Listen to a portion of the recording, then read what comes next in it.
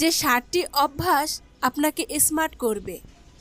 Number 1, অতিরিক্ত কথা বলা কমিয়ে দিন। যতটুকু প্রয়োজন কথা ঠিক ততটুকু বলার অভ্যাস করুন। 2, যারা শব্দ করে খাবার খান তাদেরকে কেউ পছন্দ করে না, তাই খাবার খান নিঃশব্দে, আস্তে আস্তে।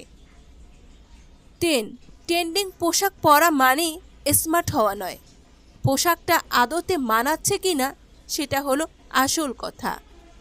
4, হেসে সুন্দর করে কথা বলা স্মার্টনেস। তাই বলে কথায় কথায় হো হো করে হাসবেন না, এটাও শোভনীয় নয়, পরিমিত হাসুন।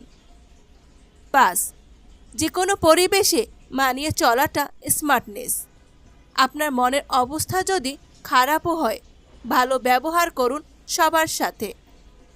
অল্পতে বিরক্ত